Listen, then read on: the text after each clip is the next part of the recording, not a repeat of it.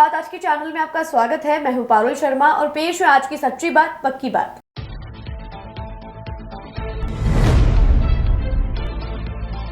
विधानसभा अध्यक्ष वासुदेव देवनानी ने किया साइंस पार्क का शिलान्यास। 15 करोड़ की लागत से बनाया जा रहा है पार्क।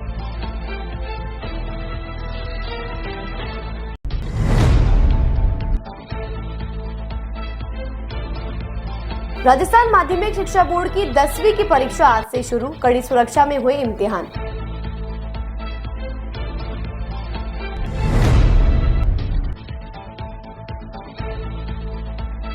LIC के विक्री प्रबंधक अमर सिंह मीणा पर लगा दुष्कर्म का आरोप। पॉक्सो एक्ट सहित विभिन्न धाराओं में मुकदमा दर्ज।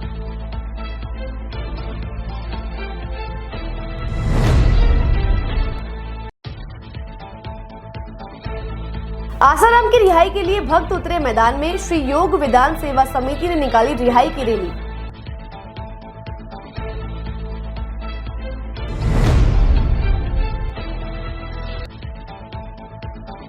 भारतीय जीवन बीमा निगम में AIIEA ने शुरू किया माई LIC माई प्राइड जागरूकता कार्यक्रम। 13 मार्च को बनाया जाएगा मेरा बिजनेस दिवस। यार, बच्चे के लिए ऐसा स्कूल तलाश रहा हूँ जहाँ बच्चा स्टडी करे और साथ में उसे सभी स्पोर्ट्स फैसिलिटीज भी मिले। अपने बच्चे के लिए सतगुरु इंटरनेशनल स्कूल चुनो। स्टडी के साथ साथ यहाँ इवनिंग में नेशनल लेवल के कोचेज द्वारा swimming, badminton, lawn tennis, table tennis, basketball जैसे स्पोर्ट्स की ट्रेनिंग दी जाती है। अरे वाह! सतगुरु international school, Prithviraj Nagar, opposite A block, Panchsheel, Ajmer.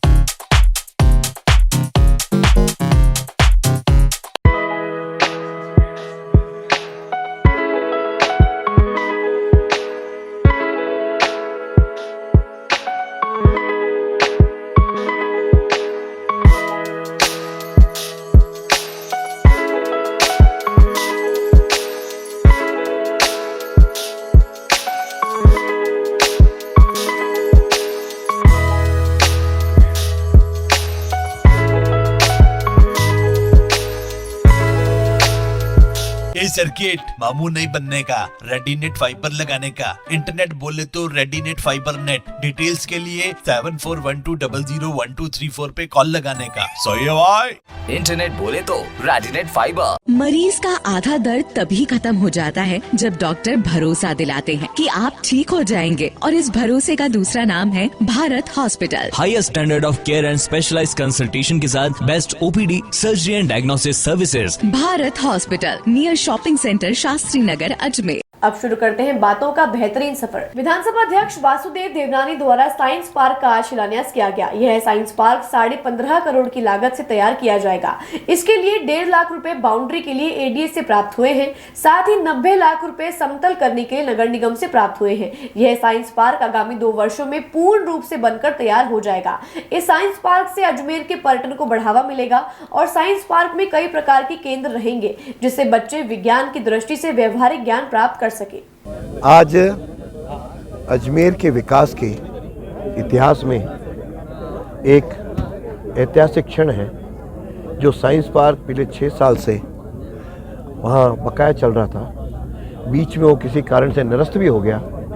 वापस उसको सर्वाइव केंद्र सरकार और राज्य सरकार के सहयोग से हम करें, और स्थानीय एडी और निगम का भी सहयोग मिला, तो आज 15.5 करोड़ की लागत से यह साइंस पार्क बनने का आज श्री गणेश हुआ है, जो आगामी 2 वर्ष में बन करके तैयार होगा। इसके लिए 1.5 करोड़ बाउंड्री के लिए ईडी से प्राप्त हुआ है, 90 लाख नगर निगम से समतल करने में मिटा, और इसके अंदर हमारे एडमिनिस्ट्रेटिव ब्लॉक के अलावा के मॉडल लैब भी होगी, और प्लेटेनोरियम का भी बनाने का इसमें योगदान होगा, और साथ में कई प्रकार के इसके अंदर केंद्र रहेंगे, जो बच्चा अपने विज्ञान की दृष्टि से व्यवहारिक ज्ञान इसका प्राप्त करेगा। और उस वैज्ञानिक ज्ञान के साथ साथ यहाँ के जो पर्यटक हैं उनके लिए भी एक नया यहाँ पर आने का एक अवसर, आने का एक स्थान बनेगा, और जिस रूप से पर्यटन भी बढ़ेंगे और अजमेर के पर्यटन को भी लाभ मिलेगा, उसके कारण से आर्थिक भी दृष्टि से भी अजमेर विकसित होगा। मैं समझ ये सब मिला करके हमारी जो सपने थे वो साकार हो रहे हैं। जैसे मोदी जी ने इसके विकास के लिए सारे भारत के सबका साथ सबका प्रयास हो रहा है, उसी अजमेर भी उनके सपनों को साकार करने में कहीं पीछे नहीं रह रहा है। इसके लिए माननीय मुख्यमंत्री जी, माननीय प्रधानमंत्री जी और यहाँ के सारे अधिकारियों का बहुत बहुत उनको धन्यवाद देता हूँ। राजस्थान माध्यमिक शिक्षा बोर्ड की माध्यमिक स्तर की परीक्षा आज से शुरू हो गई है। परीक्षा में 10,66,000 विद्यार्थी नामांकित होकर परीक्षा दे रहे हैं। परीक्षा के लिए सभी तैयारियां पूर्ण रूप से कर ली गई हैं। सभी सीसीटीवी कैमरा चालू है ताकि किसी प्रकार की नकल की घटना ना हो सके और विद्यार्थियों पर पूर्ण रूप से ध्यान रखा जा सके। आज पहले दिन अंग्रेजी विषय की परीक्षा हुई। सभी स्टूडेंट्स को चेकिंग के बाद परीक्षा सेंटर पर एंट्री दी गई। साथ ही कुछ जिला मुख्यालयों पर चेकिंग भी की जा रही है। आज 10वीं कक्षा का प्रथम प्रश्न पत्र है, अंग्रेजी विषय का प्रश्न पत्र है, और सभी परीक्षा केंद्रों पर संचालित हो रहा है। परीक्षा पूरे राजस्थान में शांतिपूर्ण ढंग से प्रारंभ हो गई है और निरंतर चल रही है। मैं अजमेर मुख्यालय के कुछ परीक्षा केंद्रों का निरीक्षण कर रहा हूँ। अभी आर्यपुत्री सीनियर सेकेंडरी स्कूल का निरीक्षण किया है। सभी व्यवस्थाएं माकूल पाई गई हैं। परीक्षा सुव्यवस्थित रूप से संचालित हो रही है और यहाँ सीसीटीवी कैमरों से निगरानी की जा रही है। आज सभी कैमरे सुचारू रूप से संचालित पाए गए हैं और परीक्षा नियमानुसार संचालित हो रही है। करीब कितने विद्यार्थी आज परीक्षा? पूरे राजस्थान में 10,66,000 बच्चे आज नामांकित होकर के परीक्षा दे रहे हैं और 10वीं की परीक्षा में अनुपस्थिति नगण्य होती है। बहुत ही अपरिहार्य परिस्थितियों में कोई परीक्षा नहीं देता है, तो उपस्थिति भी लगभग 99% रहने की संभावना है। अजमेर के रामगंज थाना क्षेत्र से मानवता को शर्मसार कर देने वाला एक मामला सामने आया है। एक 9 वर्षीय नाबालिग के साथ एलआईसी प्रबंधक अमर सिंह मीणा द्वारा लगातार दुष्कर्म किया गया। आज बच्ची के माता पिता ने रामगंज थाना क्षेत्र में मामला दर्ज करवाया है, जिसके बाद पुलिस ने पॉक्सो एक्ट सहित विभिन्न धाराओं में मुकदमा दर्ज कर जांच शुरू कर दी है। एक सरकारी अधिकारी की 9 वर्षीय पुत्री के साथ उसी के दूर के रिश्तेदार अमर सिंह मीणा, जो LIC में विक्रय प्रबंधक के पद पर कार्यरत हैं, के द्वारा रेप किया गया। प्राप्त जानकारी के अनुसार आरोपी पिछले 10 महीनों से बच्ची के साथ दुष्कर्म करता आ रहा है। वह सबसे पहले 2023 में बच्ची से मिला, जिसके बाद उसने बच्ची से नजदीकियां बढ़ाई और एक दिन उसे अपने घर ले गया, जहां पर उसने पहली बार बच्ची के साथ गलत हरकत की। इसके बाद वह फिर से उनके घर पर गया और उन्हीं के घर जाकर बच्ची को कमरे में ले जाकर दुष्कर्म किया। साथ ही बच्ची को धमकी दी कि अगर उसने किसी को भी कुछ बताया तो उसके माता पिता को मारकर नाले में फेंक देगा। इस तरह उसने बच्ची के साथ पिछले 10 महीनों में न जाने कितनी ही बार दुष्कर्म किया। पीड़िता के पिता ने बताया कि अमर सिंह मीणा पिछली बार इसी महीने उनके घर पर आया था। जब बच्ची उसे देखकर घबराने लगी, तब उन्हें शक हुआ। जब उन्होंने बच्ची से पूछताछ करी तो वह फूट कर रोने लगी और अपनी आपबीती बताई। पुलिस ने पॉक्सो एक्ट सहित विभिन्न धाराओं में मुकदमा दर्ज कर जांच शुरू कर दी है। हमारे यहाँ पे रामगंज थाना है, जिस रामगंज थाना में एक 9 वर्ष की पीड़िता है, उसके पिता ने एक रिपोर्ट दर्ज कराई कि उनके एक रिलेटिव ने उनकी बच्ची के साथ अलग अलग समय में कोई शारीरिक शोषण किया है। इस संबंध में कुछ आरोप लगाए हैं। वो जो आरोपी हैं वो इस समय LIC में मैनेजर की पोस्ट पर बता रहे हैं और घटनास्थल 2 अलग अलग बताए हैं। एक तो कई बार जब वो रिलेटिव होते उसके घर गए जब वहाँ हुआ था, और एक बार बच्ची के खुद के घर पे बता रहे हैं। इस संबंध में मुकदमा दर्ज कर दिया गया है, जिसकी अनुसंधान हमारे यहाँ नेमीचंद जी डिप्टी SP वो कर रहे हैं। मेडिकल वगैरह हो गया सर? मेडिकल हो गया है और अनुसंधान। राष्ट्रीय योग विधान सेवा समिति अजमेर द्वारा आसाराम की रिहाई हेतु श्री टाकीज के बाहर से एक रैली निकाली गई। समिति के अध्यक्ष सुनील पारीक ने बताया कि हर वर्ष की भांति इस वर्ष भी महिला दिवस के उपलक्ष्य में आसाराम की रिहाई हेतु एक रैली का आयोजन किया गया, जिसका मुख्य उद्देश्य आसाराम की रिहाई रहा। उन्होंने कहा कि आसाराम बापू पिछले कई वर्षों से जेल में बंद है और अधिक उम्र होने के कारण उनका स्वास्थ्य भी सही नहीं रहता है। इसी के चलते आज उन्होंने जिलाधीक्षक महोदय को उनकी इच्छा अनुसार चिकित्सा सुविधा उपलब्ध करवाने हेतु और उनकी शीघ्र रिहाई के लिए ज्ञापन सौंपा। आज हम श्री टॉकीज से एक रैली लेके यहाँ पे आए हैं, जो हम हर 8 मार्च को महिला दिवस की रैली लेके आते हैं, क्योंकि जो परम पूज्य संत श्री आसाराम जी बापू जो 11 वर्षों से आए जेल में, उनको एक भी दिन की पैरोल नहीं दी गई है और न उनको किसी भी चीज़ से सरकार की तरफ से कोई रियायत मिली गई है, क्योंकि एक निर्दोष संत को इतने सालों से जेल में रखा हुआ है और उनको अभी जो इतनी भयंकर बीमारियां हो रखी है, जो उनके मस्तिष्क में प्रॉब्लम है हो रही है, उनके जो हार्ट में प्रॉब्लम हो रही है, उनके 99% की 3 ब्लॉकेज हैं, उनके आंतों में रक्तस्राव हो रहा है, उसके बाद भी ये नहीं हो रहा है। तो हम हर वर्ष जो एक रैली के रूप में यहाँ पे ज्ञापन देने आते हैं। आज उनकी बीमारी को लेके भी हम ये जिलाधीश महोदय के पास आए हैं कि आप हमारी बात को आगे तक पहुँचाएं और उन्हें शीघ्र पैरोल मिलाएं और उनको शीघ्र बाइज्जत बरी किया जाए, क्योंकि उनका कोई आरोपी सिद्ध नहीं है। क्योंकि जो बड़े बड़े सुप्रीम कोर्ट के वकील हैं उन्होंने सबने कहा है कि ये पूरा एक फ्रॉड और बोगस केस है, इन्हें ज़बरदस्ती अंदर रखा जा रहा है। तो जब सब इनकी सब बात नहीं मानते हुए भी उन्हें, और आज 86 वर्ष के जो संत हैं उन्हें निरंतर इतने सालों से अंदर रखा हुआ है, तो क्या उनका मौलिक अधिकार भी ये नहीं है कि उन्हें बाहर एक दिन की भी पैरोल दी जाए?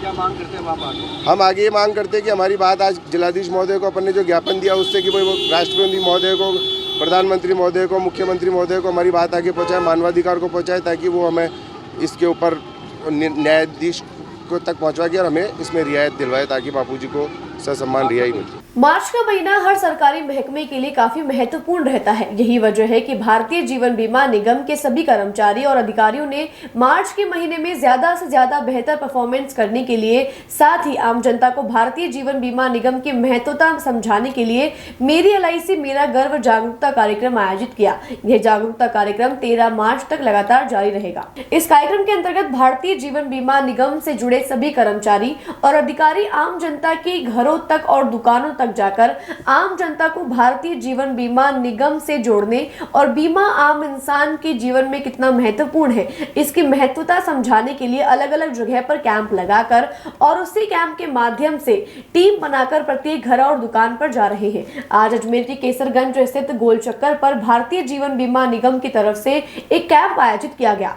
इस कैंप में 4 अलग अलग टीमें बनाकर उनको पूरे केसरगंज के प्रत्येक घर और दुकानों पर भिजवाया गया। अलवर गेट शाखा के शाखा प्रबंधक KG गोयल ने इस कैंप के बारे में जानकारी देकर बताया कि इस कैंप में बीमा संबंधित नए सरकारी प्लान के बारे में आम जनता को जागरूक करने का काम किया जा रहा है। सर, ये हमारा दयानंद मार्केट गोल चक्कर पे हमारा LIC के द्वारा और हमारे एम्प्लॉयज़ के द्वारा ये कैंप लगाया गया है और इसके माध्यम से हम ये मैसेज देना चाहते हैं कि LIC आपके द्वार तक है और ये एक जागरूकता अभियान है LIC का, ताकि लोगों को बीमे की आवश्यकता कितनी है ये बताया जा सके। आज हर घर में, हर परिवार में बीमे की बहुत आवश्यकता है, और उसको ही बताने के लिए आज हमारी 3 टीमें इस बाज़ार में एक तो अपने जो पुलिस चौकी है उस तरफ है, एक डिग्गी बाज़ार की तरफ है, और एक अपने ये क्या बोलते हैं इसको, पूरे सर्किल को दयानंद मार्केट के पूरे सर्किल को कवर करेगी। तो चारों दिशाओं में हमारी टीम गई हुई है आज, जो इस कार्यक्रम को लोगों की दुकानों तक, घर तक पहुंचाने का प्रयास कर रही है। किस तरह की जागरूकता फैला रहे हैं? बीमा की जागरूकता के बारे में बताने गए कि आपको अपनी किस्तें भी समय पर जमा करानी है, और नए प्लान आए उसके बारे में भी जानकारी देनी है। ये कब तक चलेगा? ये हमारा 13 तारीख तक ये कार्यक्रम चलेगा।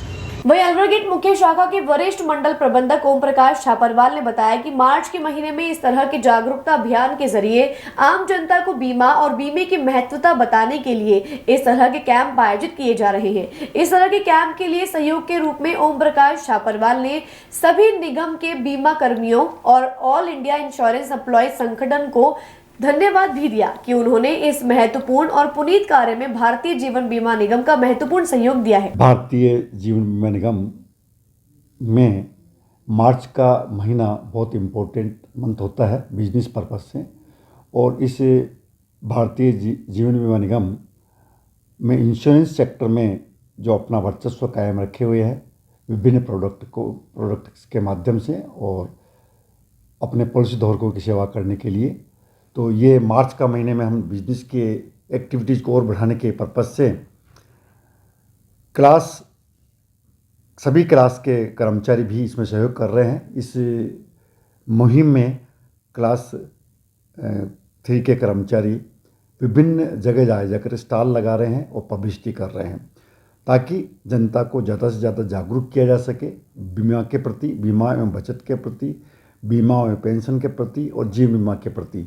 इससे हमारे इस निगम को काम करने में एक अच्छी भूमिका मिलेगी, अच्छा माध्यम मिलेगा।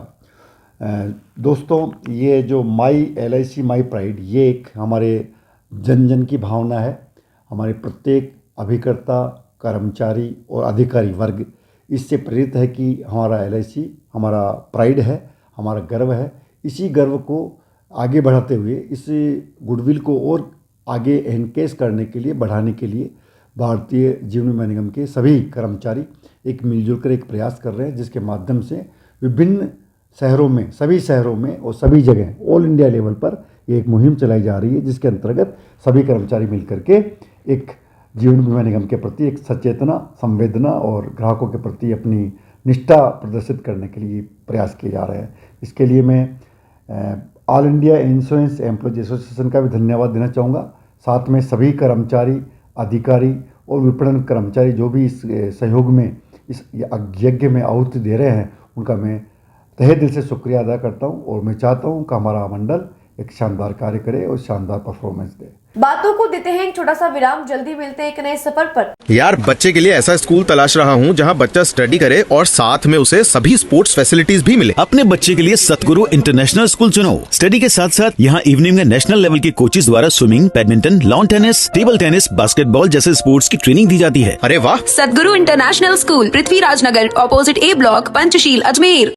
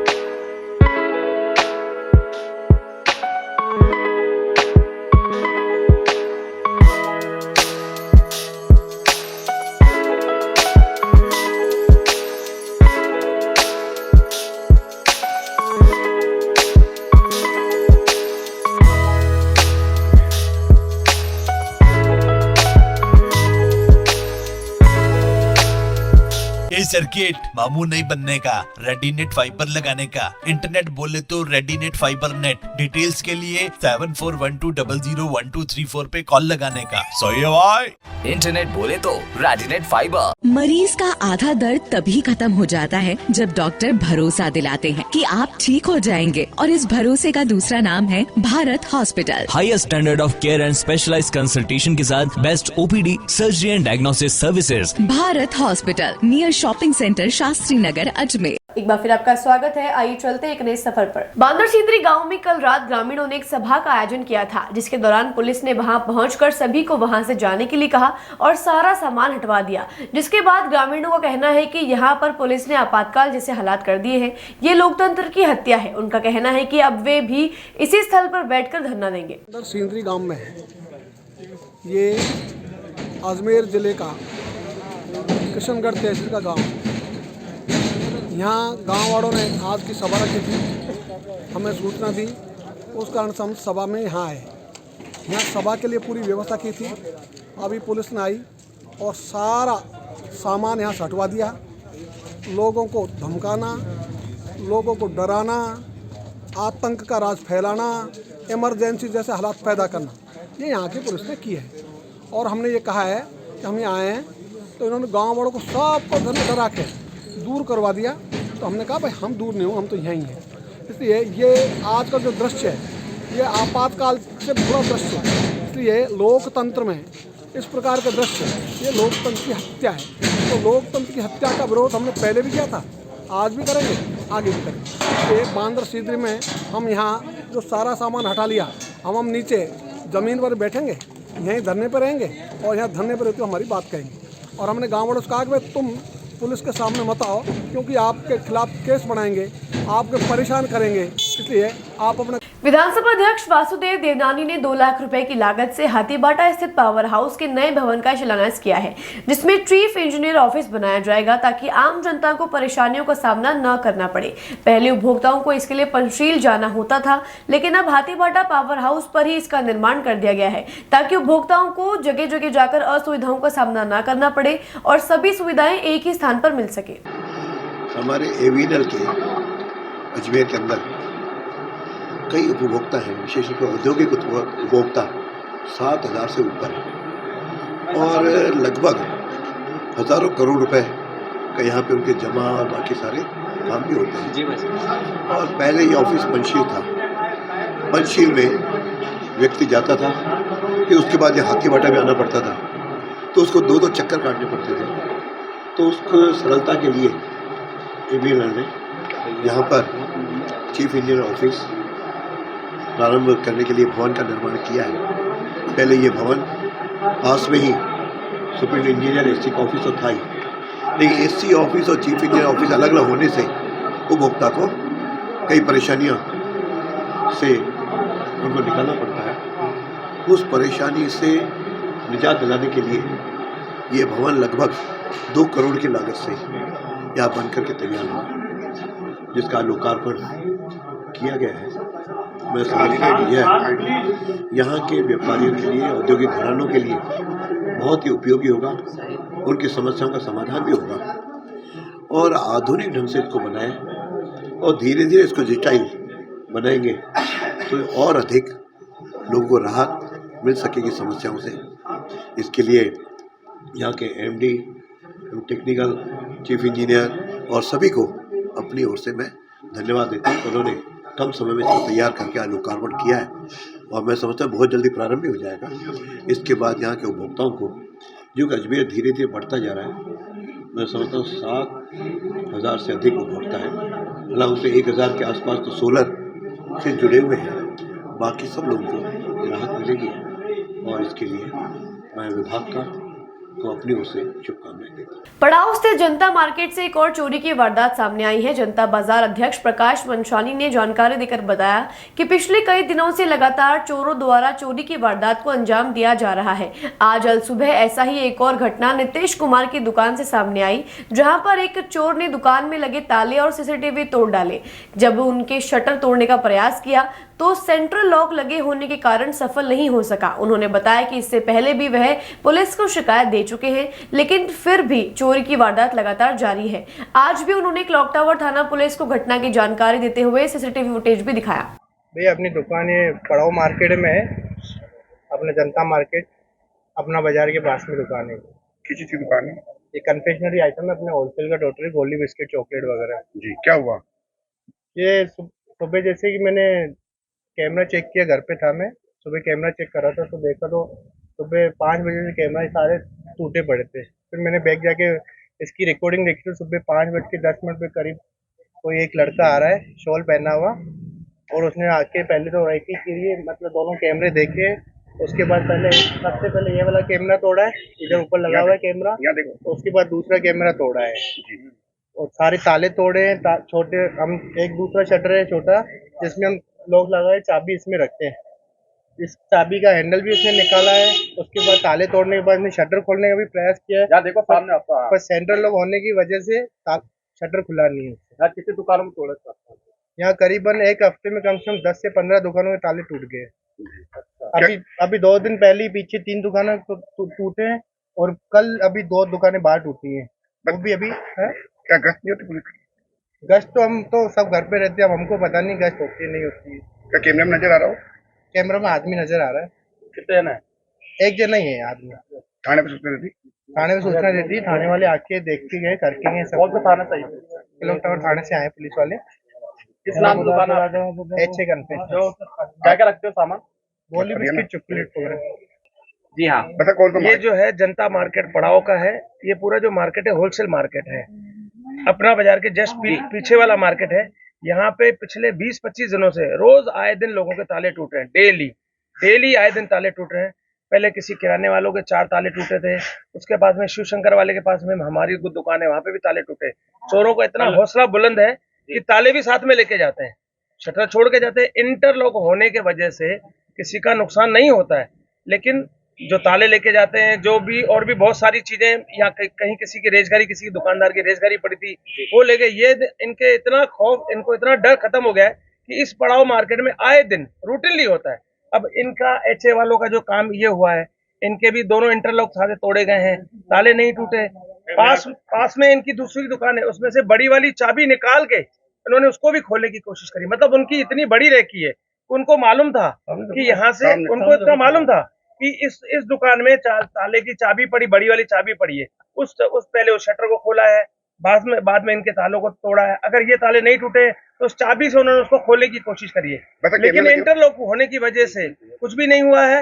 दोनों कैमरे तोड़ के गए हैं। ये अब इस पड़ाव बाजार में, गिदवानी बाजार में भी कल किसी के परचूनी वाले के ताले टूटे हैं।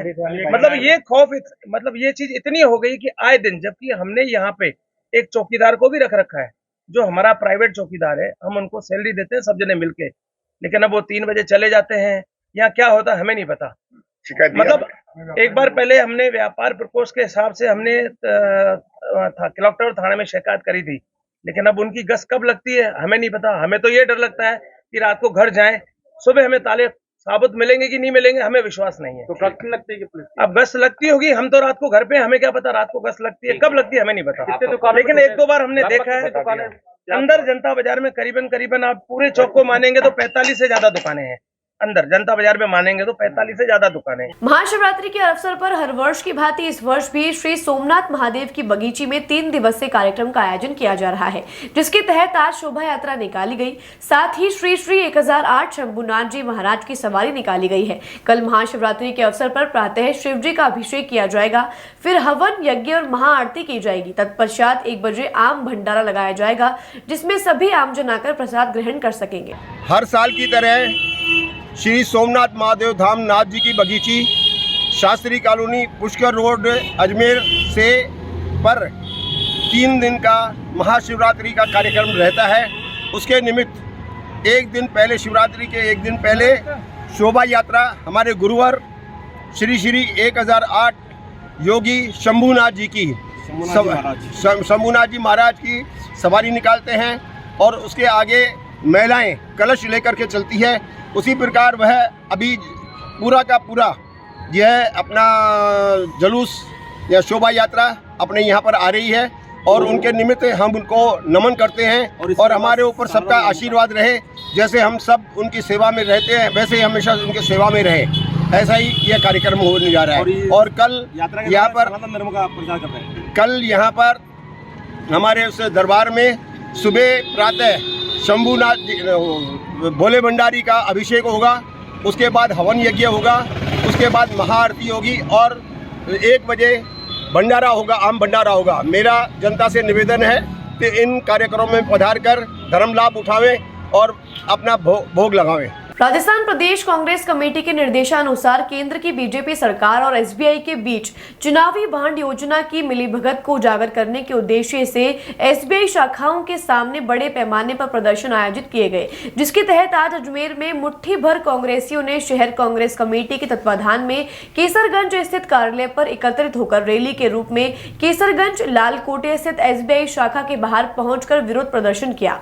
आज के कांग्रेस के प्रदर्शन में मुख्य रूप से पूर्व आरटीडीसी अध्यक्ष धर्मेंद्र राठौड़ की अजमेर में उपस्थित कई राजनीतिक कयास लगा रही है, क्योंकि विधानसभा चुनाव के बाद अब लोकसभा चुनाव में पूर्व आरटीडीसी अध्यक्ष धर्मेंद्र राठौड़ अजमेर में सक्रिय रूप से सभी प्रदर्शनों में शामिल हो रहे हैं। प्रदर्शन के बाद धर्मेंद्र राठौड़ ने बताया कि केंद्र सरकार जानबूझकर एसबीआई बैंक से मिली भगत करके बांड योजना में हुई धांधलेबाजी को उजागर करने में देरी का काम कर रही है, जबकि सुप्रीम कोर्ट ने इस मामले में एसबीआई बैंक में जमा हुई डिजिटल बांड की जल्द से जल्द सच्चाई सामने लाने की बात कही थी। लेकिन उसके बावजूद एसबीआई बैंक के माध्यम से भारतीय जनता पार्टी ने इसमें जून तक का समय लिया है ताकि लोकसभा चुनाव से पहले भाजपा के काले कारनामे उजागर ना हो सके। इसी बात को लेकर आज कांग्रेसियों ने जमकर प्रदर्शन किया। वहीं धर्मेंद्र राठौड़ से मुट्ठी भर कांग्रेसियों के प्रदर्शन में शामिल होने के सवाल पर उन्होंने कहा कि राहुल गांधी के राजस्थान में एक सभा होने के चलते अधिकतर कांग्रेसी उसी सभा में शामिल होने गए हैं,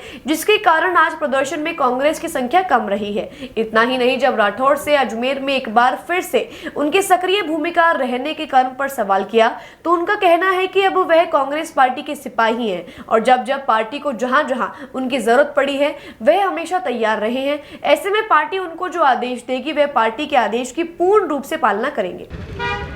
आपको मालूम है जिस तरह देश के अंदर भ्रष्टाचार चरम सीमा पे चल रहा है और जिस मुद्दे को जो लेकर ये भारतीय जनता पार्टी सत्ता में आई कि काले धन की बात कर रही थी, आज वही भ्रष्टाचार करती हुई भारतीय जनता पार्टी ने इलेक्टोरल बॉन्ड के माध्यम से देश के अंदर जो 12,200 करोड़ रुपया जो आया है तो उसमें से 6300 करोड़ रुपया अकेली भारतीय जनता पार्टी के माध्यम से आया है।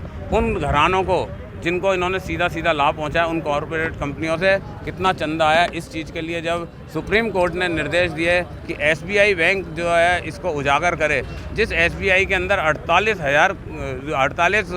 करोड़ जो है खाते होने पर और 23,000 जो है उनके ब्रांचें होने पर, 65,000 जो है उनके एटीएम होने पर, जो कंप्यूटराइज है, जो इसमें एक बटन दबाने से सारी डिटेल आ जाती है, वो 22,217 जो इलेक्ट्रल बॉन्ड है उनकी डिटेल देने में अगर 1 महीने का समय बीतने पर जब एक दिन शेष बचा था, 6 मार्च इसकी डेट थी, तो एसबीआई बैंक इस चीज़ को पेश कर रही है कि हम 30 जून तक जो है डिटेल देंगे। तो इनकी मंशा साफ साफ जाहिर होती है कि भारतीय जनता पार्टी के साथ इनकी मिली भगती, भारतीय जनता पार्टी के दबाव में एसबीआई ने ऐसा किया है, क्योंकि जिसमें एक दिन के अंदर 1 मिनट के अंदर जो सारी डिटेल आ सकती है, जहाँ करोड़ों खातों का जो हिसाब भारतीय रिजर्व बैंक, भारतीय जो है बैंक, स्टेट बैंक जो है रख रही है, तो उस चीज़ का अगर उन्होंने हिसाब के अंदर अगर उन्होंने समय मांगा है तो साफ साफ भ्रष्टाचार उजागर होता है। महंगाई के मुद्दे पर हम बात करें, हम रोजगार के मुद्दे पर बात करें, उन चीज़ों को गौन करके भारतीय जनता पार्टी ने और देश में बैठी हुई केंद्र में बैठी सरकार ने देश की संपत्तियों को बेच के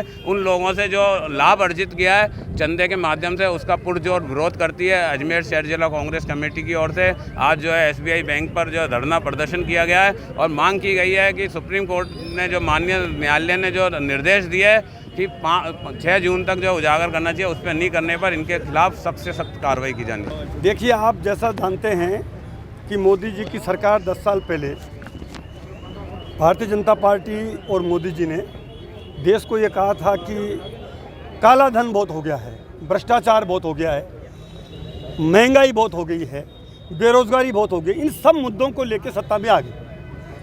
देश को बहुत विश्वास था कि मोदी जी कुछ नया करेंगे और भ्रष्टाचार को भ्रष्टाचार को जड़ मूल से उखाड़ फेंकेंगे। आप देख रहे हो कि ये जो इलेक्ट्रोल बॉन्ड है, किस ढंग से लाया गया इलेक्ट्रोल बॉन्ड को। इस इलेक्ट्रोल बॉन्ड में भारी घोटाला है, घपला है। इस बात की हमारे प्रदेश के पूर्व मुख्यमंत्री आदरणीय अशोक गहलोत जी ने बार बार कहा है, बार बार उठाया है कि ये बहुत बड़ा घोटाला है देश का, लेकिन तब किसी ने ध्यान नहीं दिया और विपक्ष के किसी भी बात को, किसी भी नेता की बात को कोई तवज्जो नहीं दे रहे मोदी जी। कोई बात नहीं, अब सुप्रीम कोर्ट ने कहा है कि इलेक्ट्रोल बॉन्ड में कौन पार्टी ने कितना पैसा दिया और क्यों दिया, इसका लेखा जोखा देश को उनको बताना चाहिए। सुप्रीम कोर्ट ने कहा है, किसी विपक्ष के नेता ने नहीं कहा, किसी ने आरोप नहीं लगाया। और वो जजमेंट सुप्रीम कोर्ट के चीफ जस्टिस पूरी बेंच ने जो जजमेंट दिया, 6 मार्च को इनको हिसाब बताना था। लोकसभा चुनाव है, बहुत चालाकी से उसको कहा कि साहब अभी स्टेट बैंक ऑफ इंडिया से जवाब दिलवाया गया कि 30 जून तक, यानी आपको पता है लोकसभा चुनाव संपन्न हो जाएंगे और उसके बाद का टाइम लेना। ये किस ओर इशारा कर रहा है?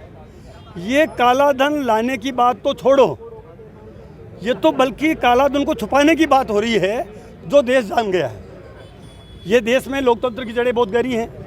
मोदी जी कितनी ही तानाशाही कर लें, कितना ही विपक्ष के नेताओं को ईडी, इनकम टैक्स, सीबीआई से डरा लें, कितनी जेलें भर दें, जब जब भी देश में तानाशाही, हिटलरशाही हुई है, इसमें लोकशाही बहुत हैवी है। लोकशाही की जड़ें बहुत गहरी हैं। मोदी जी खुद लोकतंत्र की वजह से ही आए हैं और कांग्रेस पार्टी लोकतंत्र को लेके आई है। इसलिए हम मांग कर रहे हैं उनको अभी भी कि सुप्रीम कोर्ट की तो बात मानो महाराज, आप विपक्ष के नेताओं की मत मानिए। देश जान रहा है, देश को अच्छी तरह पता हो गया है कि इलेक्ट्रोल बॉन्ड में किस आदमी से कितना पैसा लिया। राहुल गांधी तो संसद में बार बार उठा रहे थे, अभी वो भारत जोड़ो न्याय यात्रा के माध्यम से भी कह रहे हैं कि इलेक्ट्रोल बॉन्ड घोटाला है। 2 बड़े उद्योगपति या 4 बड़े उद्योगपति या चुनिंदा उद्योगपति को ही मोदी सरकार लाभ पहुंचा रही है, उस बारे में आप बोलिए। तो कहने का भाव ये है, कहने का तात्पर्य ये है कि असली चेहरा जो मोदी जी की सरकार का उजागर हो गया है, पूरी तरह एक्सपोज हो गए हैं और लगता है कि लोकसभा चुनाव में जनता इनको सबक सिखाएगी। नहीं है, आपको पता है सर, आज बांसवाड़ा में राहुल गांधी जी की भारत जोड़ो न्याय यात्रा है। हमारे कैंडिडेट दोनों राहुल गांधी जी की यात्रा में गए हैं। पिछली बार मैं धौलपुर में राहुल जी 2 बार आए, दोनों बार मैं गया हुआ था। तो जिसकी जहां पार्टी ड्यूटी लगाती है वो अपना काम करता है, पार्टी पूरी तरह एकजुट है। क्योंकि अभी हमें जिन ताकतों से लड़ना है, उन ताकतों के लिए हमें एक होना भी चाहिए, एक होना ही पड़ेगा। इसलिए वो कोई बात नहीं है, कोई छोटी मोटी बात। आप जानते हैं भारतीय जनता पार्टी कितनी लड़ रही है। साहब, आप भारी ताकतों की बात कर रहे हैं, लेकिन आपके अंदरूनी जो कलह चल रही है उसका नतीजा है कि आप 60 सीटें आ रहे हैं अजमेर के अंदर ही। आप उन ताकतों से कैसे लड़ेंगे? मैं जो आपको निवेदन वही कर रहा हूँ। अब बीजेपी का परिवार में आप देख रहे हैं, भी कल परसों ही अनिता बघेल जी का बैठक से उठ के गई हैं। तो ये परिवार में छोटा मोटा मुद्दा चलता रहता है। हमारे परिवार में भी छोटी मोटी बात हो सकती है, मैं आपकी बात से सहमत हूँ। हम सब अभी चूँकि हमारे को चुनौती बड़ी है, इस बड़ी चुनौती से निपटने के लिए अगर कहीं कम्युनिकेशन गैप है हमारे किसी नेताओं में, हम मिलेंगे, बैठेंगे, साथ चाय पियेंगे और आपको भी उस चाय में ज़रूर बुलाएंगे। और हम मजबूती के साथ, चूँकि खतरा बड़ा है और सब नेता कह रहे हैं, सारा विपक्ष कह रहा है, सारे इंटेलेक्चुअल बुद्धिजीवी पत्रकार कह रहे हैं कि देश की हालत चिंताजनक है। डेमोक्रेसी रहेगी कि नहीं रहेगी, इस बात पे सवाल उठ रहे हैं। ये चुनाव के बाद में चुनाव होंगे कि नहीं होंगे, इस बात पे सवाल खड़े हो रहे हैं। राठौर साहब, 2 बार 0 पर आउट हुई है कांग्रेस जी, इस बार क्या मंशा लेकर चल रहे हैं? नहीं, मैं जो कह रहा हूँ आपको कि ये जो इलेक्ट्रोल बॉन्ड है, ये बहुत बड़ा मुद्दा है। सुप्रीम कोर्ट के मतलब फैसले में ही आया है। नहीं, मेरा सवाल 0 पे आउट होना का मतलब है राजस्थान में 2 बार 0 पर आउट हुई है कांग्रेस। नहीं, राजस्थान में भी 70 सीटें हैं लोकसभा चुनाव। नहीं, इस बार नहीं होगा। इस बार मेरा मानना है 10-12 सीट हम पक्की तौर पे राजस्थान में 25 में से हम जीतेंगे, क्योंकि किसान आंदोलन कर रहा है। आप देख रहे हो, किसान बैठा है, किसान आंदोलन है, युवा आंदोलन कर रहे हैं, महिलाओं का उत्पीड़न है और कानून व्यवस्था की स्थिति तो आपको पता ही है। जिस कानून व्यवस्था की मुद्दे पे ये लोग आए सत्ता में 2-2.5 महीने में, और इनके तो मंत्रियों की हालत तो आप देख रहे हो। आपके यहाँ अजमेर से भी जो सरकार में बैठे हैं मंत्री, वो अपना निजी सचिव, अपना विशिष्ट सहायक, अपना निजी स्टाफ नहीं लगा सकते। हमारे पूर्व मुख्यमंत्री जी ने तो सीधे तौर पे जो प्रेस कॉन्फ्रेंस करके बताया है कि यहाँ चीफ सेक्रेटरी जो है वो सरकार चला रहे हैं। यहाँ किस स्थिति में है, जो पॉलिटिकल लोगों की अथॉरिटी नहीं है, तो ये सवाल बहुत चिंताजनक है। ये डेमोक्रेसी के लिए ठीक नहीं है। वैसे वो जाने, उनका काम जाने, लेकिन हम मानते हैं कि हम राजनीतिक बिरादरी के लोग हैं। डेमोक्रेसी में मंत्री को जो पावर हैं, मुख्यमंत्री को जो पावर हैं, लोकतंत्र में मिले हैं, संविधान ने दिए हैं, उन पावर के साथ में उनको सत्ता चलानी चाहिए। और कहीं भी जो जिस ढंग से राजस्थान में हो रहा है, पर्ची की सरकार आई है, हर फैसले के लिए दिल्ली की तरफ देखना पड़ता है, ये अनफॉर्चुनेट है। देखिए बंधु, मैं कांग्रेस पार्टी का समर्पित और निष्ठावान कार्यकर्ता हूँ। पार्टी ने 2 बार मुझे, एक बार मुझे बिजली निगम का अध्यक्ष बनाया, मंत्री का दर्जा दिया, पिछली बार मुझे आरटीडीसी का चेयरमैन बनाया, मंत्री का दर्जा दिया। पार्टी ने मुझे प्रदेश कांग्रेस कमेटी में पदाधिकारी बनाया, मैंने अच्छा सा काम किया। पार्टी जब भी मुझे जो भी काम देगी, मैं, और ख़ास तौर पे संकट की घड़ी में, मैं विशेष रूप से इसलिए भी शरीक हो रहा हूँ कि हम सब कांग्रेस पार्टी कार्यकर्ता मनोबल के साथ, अब मनोबल करके हम मैदान में उतरेंगे। पार्टी जिसको टिकट देगी, हम उसके साथ कंधे से कंधे मिला के हमारी कोशिश होगी कि हम अच्छी तरह से मुकाबला करें और कांग्रेस पार्टी को जिताएं। बातों को देते हैं एक छोटा सा विराम, जल्दी मिलते हैं एक नए सफर पर। यार, बच्चे के लिए ऐसा स्कूल तलाश रहा हूँ जहाँ बच्चा स्टडी करे और साथ में उसे सभी स्पोर्ट्स फैसिलिटीज भी मिले। अपने बच्चे के लिए सतगुरु इंटरनेशनल स्कूल चुनो। स्टडी के साथ साथ यहाँ इवनिंग में नेशनल लेवल के कोचेज द्वारा swimming, badminton, lawn tennis, table tennis, basketball जैसे स्पोर्ट्स की ट्रेनिंग दी जाती है। अरे वाह! सतगुरु इंटरनेशनल स्कूल, पृथ्वीराज नगर, ऑपोजिट ए ब्लॉक, पंचशील, अजमेर।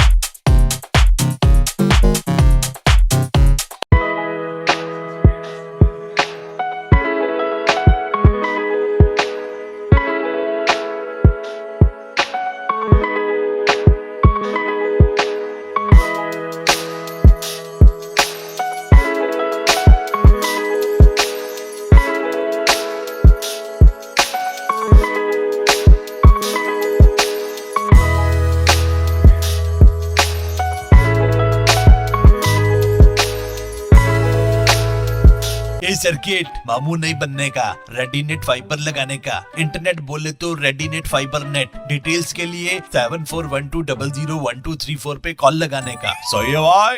इंटरनेट बोले तो रेडीनेट फाइबर। मरीज का आधा दर्द तभी खत्म हो जाता है जब डॉक्टर भरोसा दिलाते हैं कि आप ठीक हो जाएंगे, और इस भरोसे का दूसरा नाम है Bharat Hospital. Highest standard of care and specialised consultation के साथ best OPD, surgery and diagnosis services. Bharat Hospital, near shopping centre, Shastri Nagar, Ajmer. एक बार फिर आपका स्वागत है। आइए चलते हैं एक नए सफर पर। हर वर्ष की भांति इस वर्ष भी आज महर्षि दयानंद सरस्वती विश्वविद्यालय के विधि विभाग एवं प्योर एंड अप्लाइड केमिस्ट्री विभाग के संयुक्त तत्वाधान में एक वेबिनार का आयोजन किया गया, जिसमें विधि विभाग के विभागाध्यक्ष डॉक्टर शिव प्रसाद, मुख्य प्रवक्ता के रूप में बनस्थली विद्यापीठ की professor Nidhi Arora, pure and applied chemistry विभाग की प्रोफेसर रीता मेहरा और विधि विभाग की असिस्टेंट प्रोफेसर सुमन शर्मा आयोजन के समन्वयक के रूप में उपस्थित रही।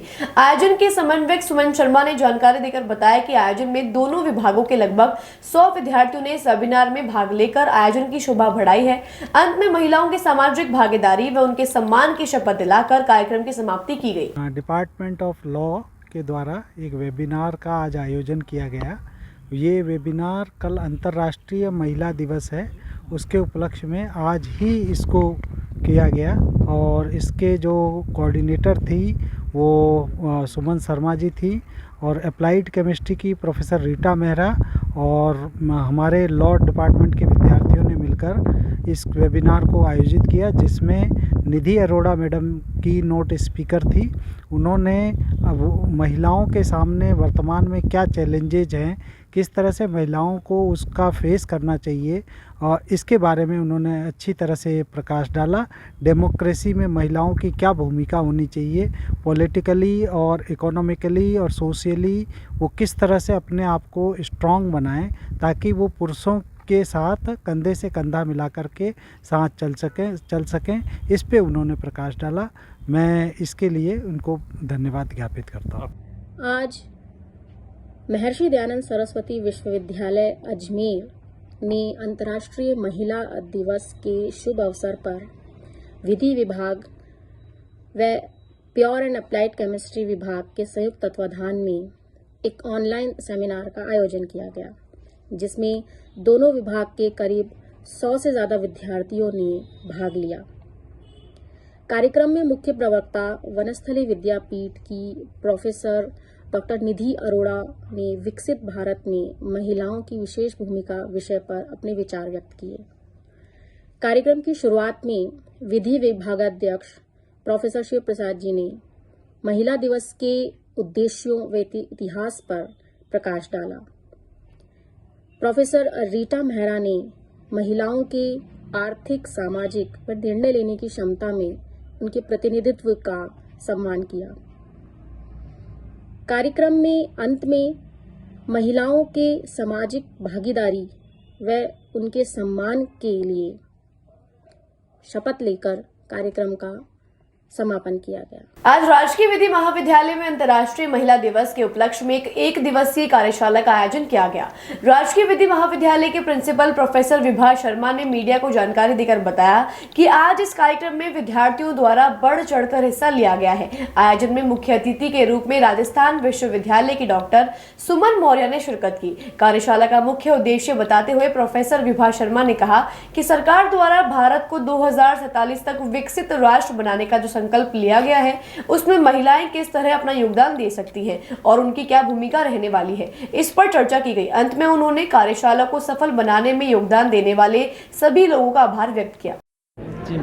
मैं professor Vibha Sharma, principal government law college Ajmer.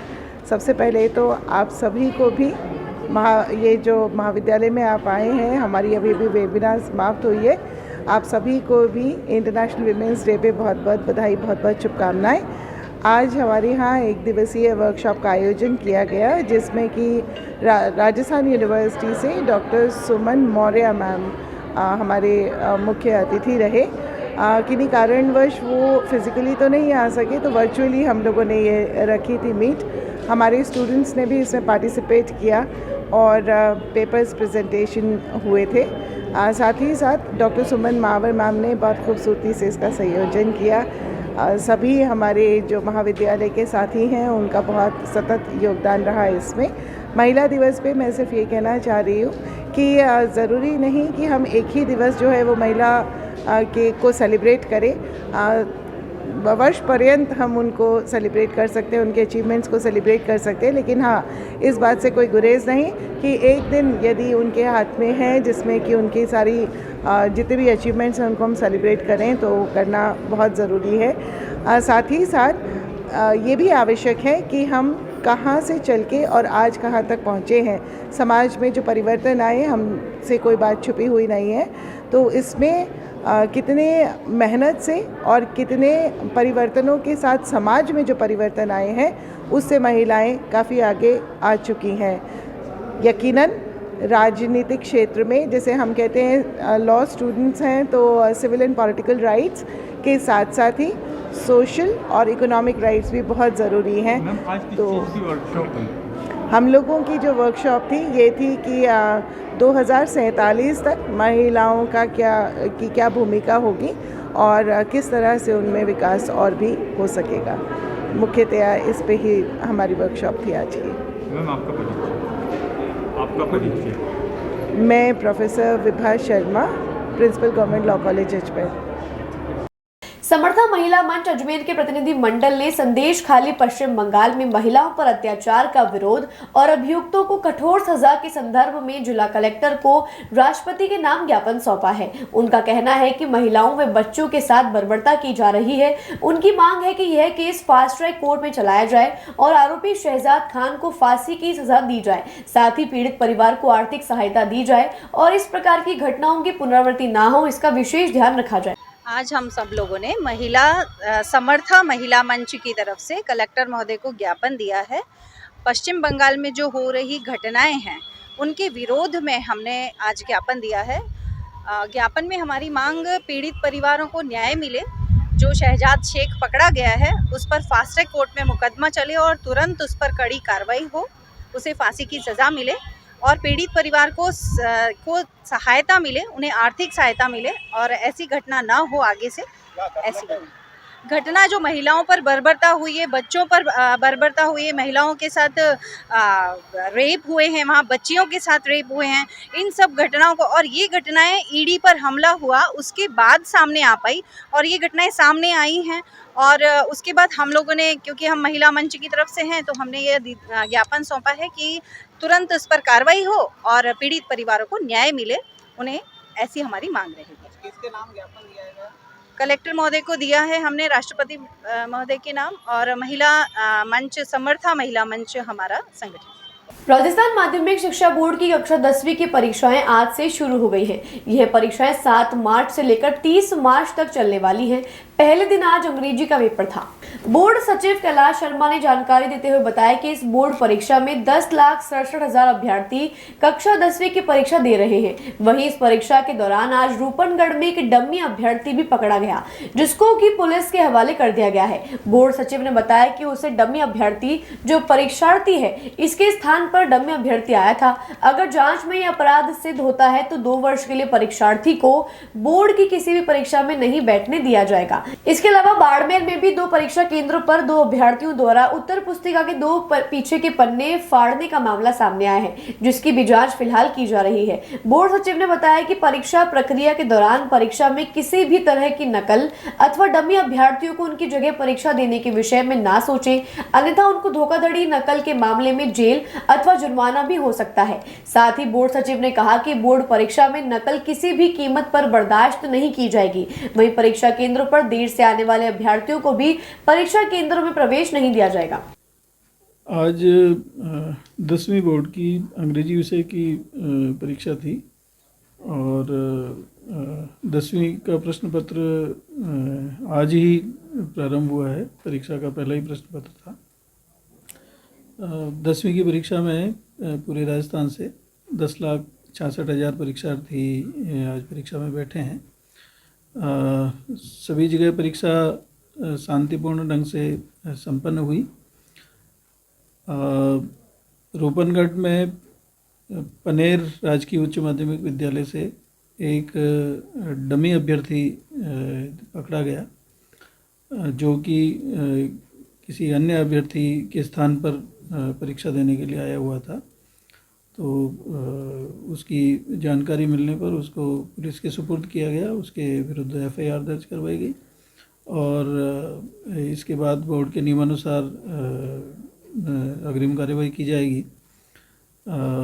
जैसा कि विदित है कि ऐसे प्रकरणों में मूल अभ्यर्थी का परीक्षा परिणाम रोक लिया जाता है और प्रकरण की जांच करने के बाद यदि डमी अभ्यर्थी का होना सिद्ध पाया जाता है तो मूल अभ्यर्थी को 2 वर्ष तक के लिए परीक्षा से डिबार कर दिया जाता है। ऐसे ही बाड़मेर के एक परीक्षा केंद्र पर 2 परीक्षार्थियों ने जानकारी के अभाव में उत्तर पुस्तिका के पीछे के पेज फाड़ दिए, उसकी भी सूचना मिली है। तो इस प्रकरण में भी नियमानुसार कार्रवाई की जाएगी।